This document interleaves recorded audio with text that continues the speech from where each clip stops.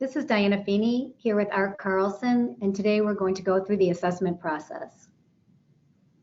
So before we actually get to take a look at the assessment process, I just need to be aware of that there's some activity that happens prior to you actually doing the assessment. For example, someone has to enter the client into ECR, and that's going to vary by office to office, the exact process. The next thing that they're going to do is schedule an appointment for you with this client at a particular date and time.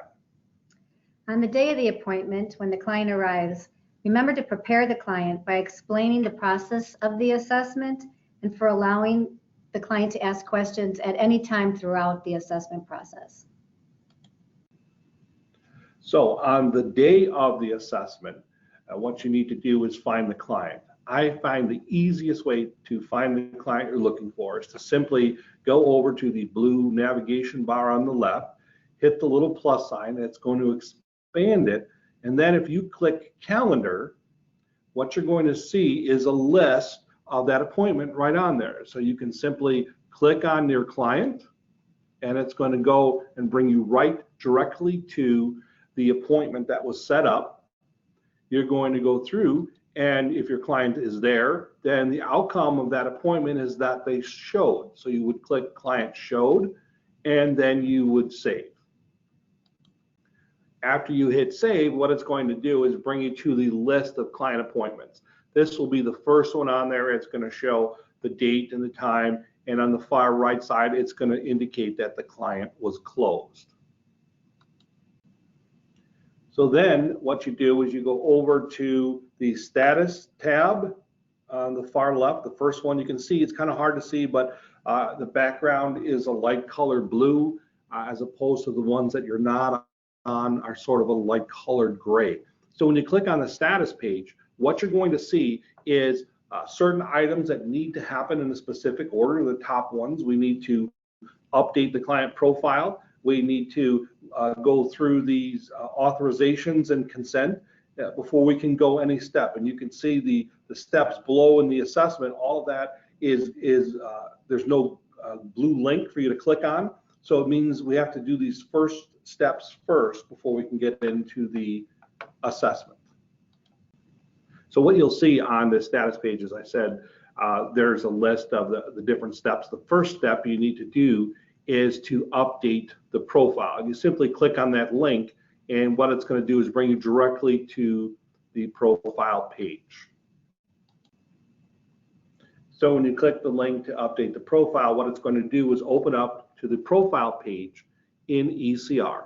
Now, the first time that you meet with a client, which is what we're assuming this is, you want to verify a lot of this information. Then when you continue to meet with them, if you're doing case management or treatment, you're going to want to check the phone number and address to make sure we have the current. But the first time through, what I recommend is that we check the spelling of the name, especially if it's a unique name, because a lot of this came off of court order or something, and sometimes the person entering it may not be able to read the writing. They may have something spelled different, because there are certain names that even are common that can be spelled incorrect, like John, you know, or Megan. There's many different ways to spell those common names. So I would, at the first meeting here with the client, is ask them, is this the correct way to spell your name? I would also verify the date of birth. And then what we need to do is make sure that the race and ethnicity is in there. If you want to question that, you can. But the next thing that's most important is to make sure we have the current address. So when this was entered into the system and had this client listing as dependent living, and then it had an address, street name, city, state, zip, and county, we want to make sure that that's the same. And again, this is one of the things you're going to want to verify every time you meet with this client to ensure that we have the most common, the correct information. Then if the client has a phone number, we're meeting with them the first time. So we want to ask, do you have a phone number that you can be reached? So what you're going to do is ask what type of phone it is, and then you're going to go through here and enter the area code, the exchange, and then the actual number. And then if you have an additional phone number, you're going to put this in there. Now, one of the things you're going to want to make a little note of is this particular phone number that we have. You may want to jot it down on the side, because later on in the next steps, one of the authorizations we're going to have them sign is for electronic communication. And if we can leave voicemails, that number. So you might jot this number down to see if later on the client wants us to give us the right to leave a voicemail at that message. So what the system is looking for when it's specifically talking about this collateral context.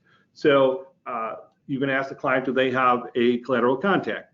And so if they give you the name, and then you're going to ask a phone number. Now, I want to point something out here with this phone number. This is the only place in ECR that asks for a rather unique way of putting it in, so that there's no parentheses, no spaces, no dashes. So it would simply be, for example, 312-555-1234. That would be the number. But so the next question you're going to ask is this Dan Miller, who is your collateral contact, what type of phone is that? And then just sort of common sense, who is, Dan Miller? And if that's your father, then you would just put that in there. Now, another unique characteristic of this type of field is that you'll notice to the far right, there's a little save button. So anytime in ECR where you see this little save button, it can say add new, it can say add. In order to save whatever on that line, you must click that button. So you can see that once you click save, what's going to happen is that when you go back and look at it, you'll see that you can't edit that without clicking the edit button there on the left. So if you happen to make a mistake when you're doing this, you can simply go back and edit it. If you have an additional collateral contact, you can continue to follow the next line, fill it up, save it, and then another one you can add that. But we're really looking for one specific collateral contact. Then the next thing the system is looking for is emergency contact. Who is the emergency contact? And in this case, it's going to be the same. Now, sorry to say that even if it is the same person, currently in the system, you're going to need to enter it again. It has to do with the fact that the information above is in a different format than here. And so you're going to need to just fill out all the information. And then this in the emergency contact, as well as any other change that you have made above to the address, to the phone number, gets saved when you click the save button, and you'll see that successfully updated the client profile. And then you're ready to move to the next step. So the next step, you can see back on the status page that the first thing we did in this system was update the profile. You can see that in the far right column, you can see where it says completed. Now that we've done the we've updated the profile. And so now what we're going to do is move on to the consent and to the authorization. So we're going to begin with the consent to participate in services. So I simply click that link, and what it's going to do is bring us to, it's actually the section under docs. If you look really close, that under the docs section, it's blue, and then we're in the sub tab called create documents. So what we're going to do here is click that create a consent to participate in services. So we're clicking that link, and then it begins with my responsibilities. This is what we're telling the client. I'm going to make it a little bigger here. My responsibilities, and then below that is my rights. And it's important at this step to make the client aware of the limits of their confidentiality. In other words, we have to explain that while we are mandated reporters, we are obligated to report any harm to self, others, or child abuse. So it's important at this junction in the consents to explain their rights to confidentiality and the limits of confidentiality as a mandated reporter. So after you go over this stuff and the client clearly understands it, if they don't have any questions, then what we're going to do at the bottom part here is we're going to talk about, we're going to ask them to verify that they received this information. Now this particular form requires two of these numbers. Number 19 says I have received the notice of privacy practices. which explains the rules regarding privacy, confidentiality. And then number 23, which is that I understand that a complete list of my rights is posted in every task office, and written copies available upon request. Now, these forms, as well as the paper forms, authorizations and consent, is found on the blue navigation bar under the left under the printed forms section. So whatever you would give the client on that particular day, you would click whatever is appropriate. But minimally, as I said, you need to have number 19 and number 23 completed, so that after the client understands everything that's on the page above that he's signing, then you're going to come down here and you're going to click this little button, sign, and then a window is going to pop up. You want to make sure one of the materials you have and equipment pieces you have prior to this assessment is a signature pad, so that if you're in the conducting this assessment anywhere that internet is available, you will be able to sign this online. It goes directly into the form. Now, if for some reason wherever you are conducting this this assessment and there's no internet, for example, in a jail, they may allow you to bring your computer in, but not to have internet access. There's offline systems available. That's a separate training. So the box pops up, and basically you're going to have the client sign it, and then you are going to say OK.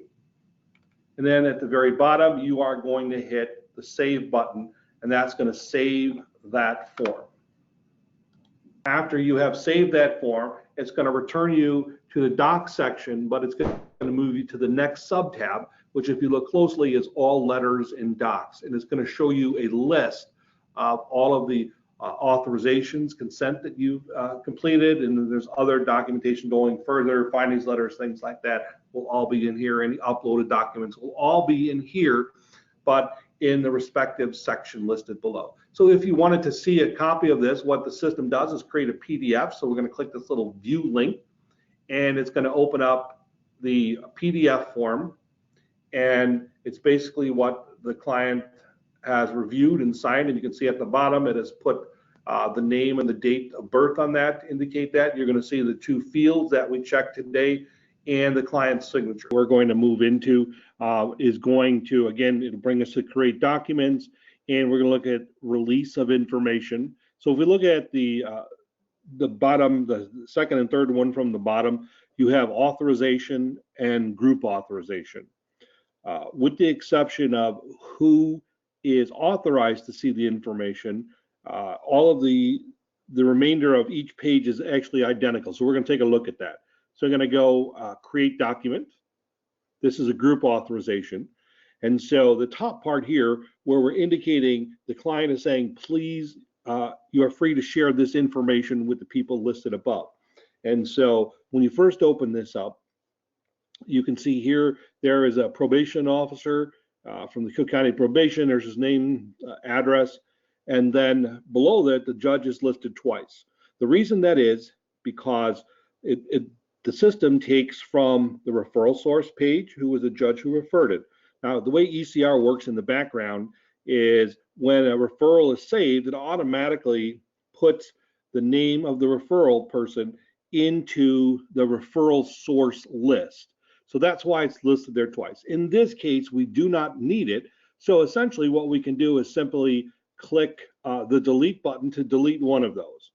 Now, again, this group authorization is probably best used for like a court team, who's going to be part of the team in court. So like the judge, probation officer, if there was state's attorney, they would be on there. You might have a private attorney that we would need to add, or defense counsel.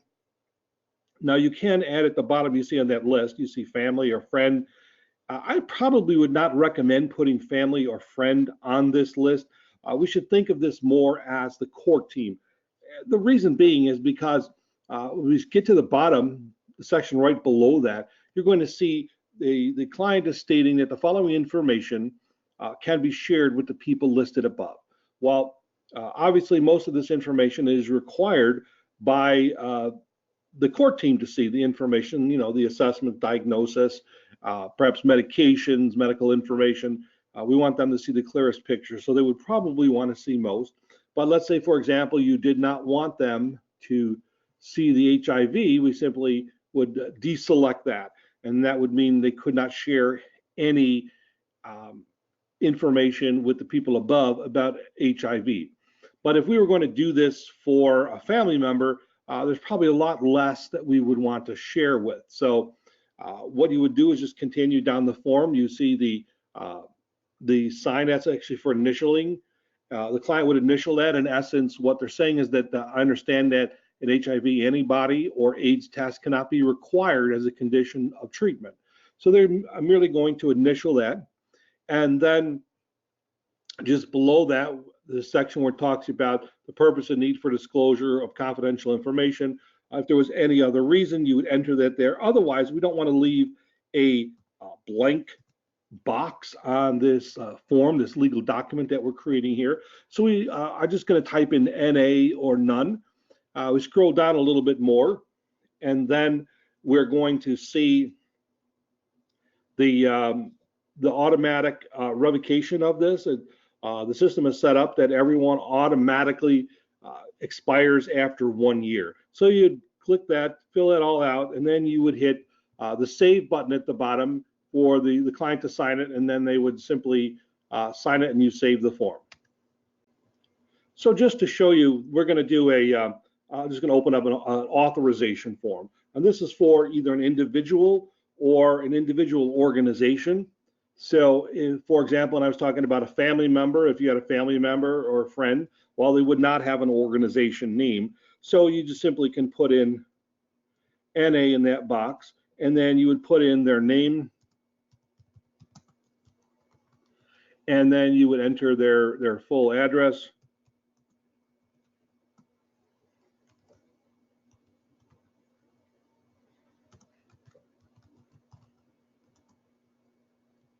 And their zip code. Now here, again, from the top part, the group authorization and in authorization form, the only difference is this one only allows you to put one person in there. Probably a good idea for organization. This is something that you would do after the fact, even if you were sending them to treatment, sending them to a different treatment. This form is what they would fill out for a treatment provider. Also, or like I said, a family friend. So if someone said put someone they were dating in there, and then all of a sudden they're no longer dating that person, they may want to revoke this individual authorization and then create a new one for someone else. So here is an example of what I was talking about. So with this person here, I don't want them to know if this was my mother. I don't necessarily want them to know about the assessment, the diagnosis. Maybe I don't want them to know medications, any criminal history, no medical information. So maybe no lab results. So we're just basically just going to click this stuff off, so that all I want this person to know if they call is anything like, for example, progress in treatment, or participated in services, some insurance information, some demographic stuff. Discharge and transfer to say that you're going to a different treatment or whatever. That's all I want them to know, and that's what this form says. You cannot share them with anything. Now, a little side note here. What we have to do is be very careful when we receive requests for information regarding a particular client, so that when someone calls, if they're going to say, I need to find out about my sister, Diana Test, and what you need to do is, before you can give any response, you need to ask them to sort of hold on. Then you would come and look up the client record and see if they are authorized. So if they are not authorized to receive any information, then you can't go back and say, no, I'm sorry, I can't give you that information that they're here, or any information about them. In essence, what you need to say to them, if they are not listed, is I can either, confirm or deny that that individual is a client here at Task. By the same token, if Jenny Jones does call and says, my daughter just took a drug test on Monday, and she wanted me to find out the results of that drug test. Well, again, staff need to come here and check to see if this Jenny Jones is listed, and then in this case she would be, and what can we tell Jenny Jones about this client? Well, we open it up and we're going to see that lab reports and drug screens are not information that we can share. So in essence, when you get back on the phone with that person, you simply say, I'm sorry, I cannot share that information with you. And that's it. No further explanations, simply, I cannot share that information with you. So then you're just going to go down, to complete this form, you simply go down as we did before, you initial it, and then you sign it, and then it's going to be part of the record. So then we're going to move to another form, the permission for electronic communication. So we're going to click create. Now on here, you want to make sure that the client understands this and what we're asking them here. This is for voicemail communication. So the number that we collected on the profile page, the phone number, we are able to call the client and speak with them, okay? That if we call them and they're not there, unless this form is filled out yes in a specific phone number, and that's a number we're calling, we are not permitted to leave a voicemail. We can speak with the client, but we can't leave a voicemail unless this is filled out. So for example, under the voicemail, we click yes. It's you enter the area code, the exchange number, and then the 4-digit number. You would fill this out. And again, when staff are calling clients, you'd want to check this form to see prior to calling to make sure that we have, this is a particular phone number that we could leave a voicemail on. If the client chooses not to leave a number for voicemail, then they simply answer no. Now we have a similar thing for email communication. We have, when you say yes, a box opens up and we would enter that email information. Now, we have to make sure that if we ever email the client, that this is the only email address that we can to speak with them. Now, there's a box on the profile page where you can enter an email address. If you've collected that information at the time of the initial assessment here, if you collected there, you got to make sure that that is the same email address that's here.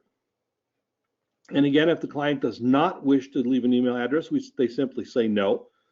Text messaging, what phone number is the client giving us authorization to contact them via text? So again, similar to the phone number, you have the area code, the exchange, and then the 4-digit number that you need to fill it out. Now, during the profile, the initial profile, when you're meeting with the client and you're going over that information, I said you probably want to jot down that phone number so that when you get to this form, you want to make sure it's the same phone number. If it's not, if it's a different phone number, then you just need to be aware of that, okay? Now with this one, we also have asking a second question of the provider, and a series of names. The box is going to open up, a series of names will appear, and you can check that. So again, if the client does not want us to text anything, then we simply say no. Now, I'm going to say something that everybody already knows, but I just want to say it here to make sure that we're all very clear on this, that at no time may you ever contact a client using your personal email or your personal phone.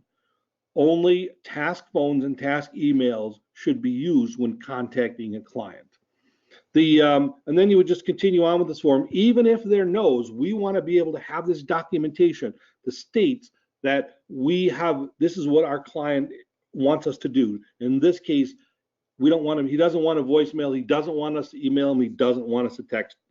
So then they simply just sign it as they have on the other forms, and then we're good to go. Now, another thing to remember, as I said, that each time that you meet with the client, we should be capturing, verifying rather, is this the same address that you live at? Is this your current phone number? So that if in a subsequent visit, you speak with your client and you say, you know, do you have a new phone number? Is this the same phone number? And they go, no, no, no, I got a new one.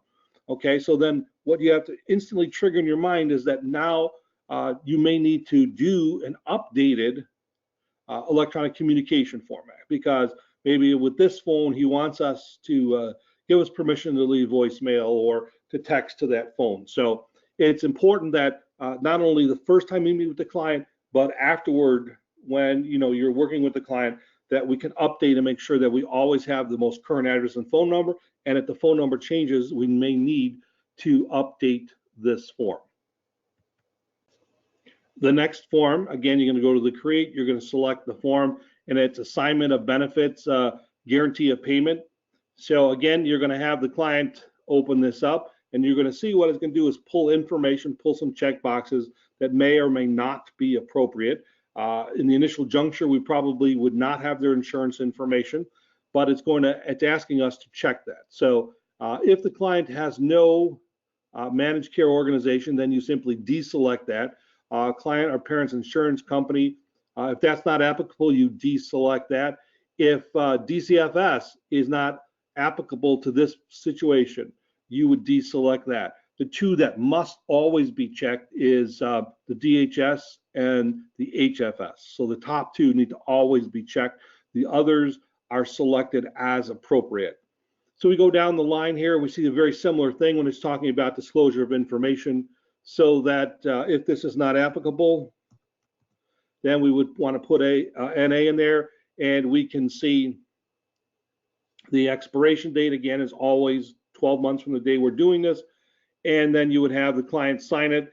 If there was a parent or guardian, they would sign that also. Otherwise, it would skip through.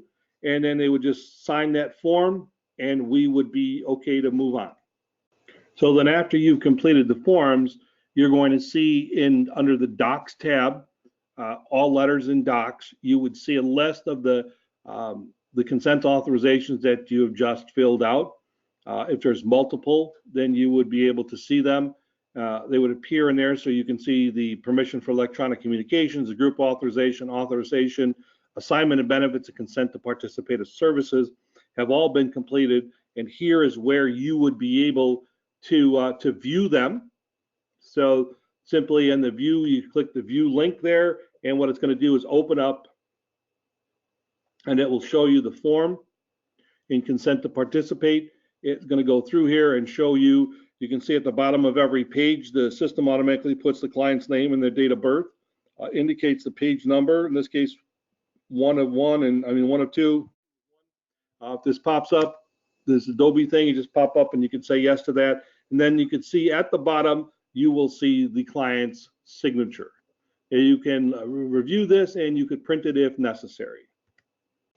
So then you're all ready to move into the next step. You can come back to the status page to check it, and you will see that that the top ones, the update profile, release of information, consent to participate, guarantee of payment, permissions of electronic communication, those are all done. And then it will open up the ones following that, the TCU screening, the mental health screening, the RCI, the assessment, and then the client summary when you complete the assessment and the RCI.